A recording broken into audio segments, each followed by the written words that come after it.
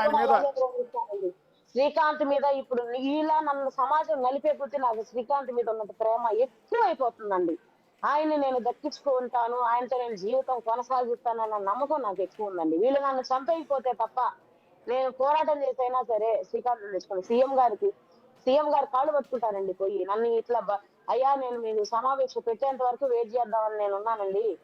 మీకు ఇంత మేలు చేశాడు ఆయన, ఇంటెలిజెన్స్ రిపోర్ట్ తెప్పించుకోండి. ఆయన ఎవరి కోసం కష్టపడ్డాడు గొడ్డులాగా, ఆయనకి మెర్సీ పెట్టండి అని వాళ్ళ తల్లిదండ్రులు తీసుకెళ్ళి సీఎం కాళ్ళ మీద పడతానండి.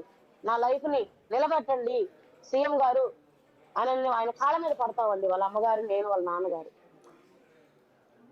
అంటే ఎందుకంటే అంత ప్రేమ అంటే నాకు సహజంగా వచ్చే డౌట్ అండి. మీ ఫ్యామిలీ మెంబర్ని అయి ఉంటే నేను మొదట మిమ్మల్ని అడిగే ప్రశ్న ఏంటంటే, అతను ఒక రౌడీ షీటర్, అతని మీద చాలా కేసులు ఉన్నాయి, అతని జీవితం ఏం సక్రమంగా లేదు, పైగా మర్డర్ కేసులో జీవిత ఖైదు పడింది.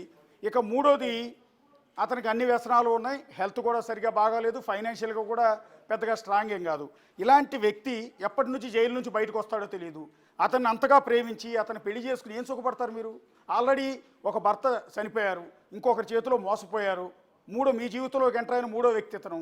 అతనితో ఏం సుఖపడదామని ఇంకా అతనితో పెళ్లి చేసుకోవాలనుకుంటున్నారు, అతన్ని ఇంకా ప్రేమిస్తున్నారు.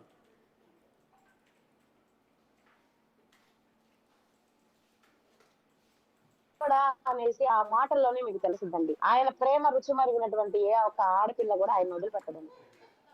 ఇంకోటి ఏంటంటే, చనిపోయినటువంటి నా భర్త గొంతండి, నా ప్రేమ నాకు దక్కలేదు. ఆ గొంతుతో నన్ను ప్రేమించబడుతున్నాడు శ్రీకాంత్. నా అఫెక్షన్ నేను వదులుకోలేకపోతున్నాను.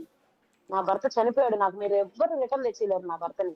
కానీ ఆ గొంతుతో ఆ గొంతులో నుంచి వచ్చేటువంటి ఆ ప్రేమ నాకు దక్కుతుందండి. నేను దాన్ని ఎలా వదులుకుంటానండి?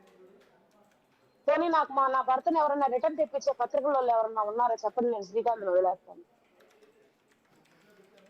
నేను ఇక్కడ శ్రీకాంత్ రూపాన్ని, శ్రీకాంత్ రౌడీజాన్ని, శ్రీకాంత్ రాజకీయాన్ని నేను ఇక్కడ ప్రేమించడం లేదండి. ఒక్క గొంతుని ప్రేమిస్తున్నాను, అది నా భర్త గొంతు అండి. నా చెవులతో వినండి మీరందరూ. అంటే నేను పిచ్చిదానిలాగా అందరూ కనిపిస్తానేమో తెలియదు, కానీ ఇది వాస్తవం అండి. లేదండి, పిచ్చిదాని అని ఎందుకు అనుకోవాలి, ఇది సిన్సియర్ లవ్ కదా మీది. నిజానికి రేపో మాపో మీ సిన్సియర్ లవ్ మీద ఒక తెలుగు డైరెక్టర్ ఎవరో ఒకళ్ళు వచ్చి సినిమా కూడా తీస్తానంటారు. ఎందుకంటే అనేక రకాల కోణాలు ఉన్నాయి మీ జీవితంలో. ఒక విధంగా మీ బయోపిక్ తీయచ్చు వాళ్ళు.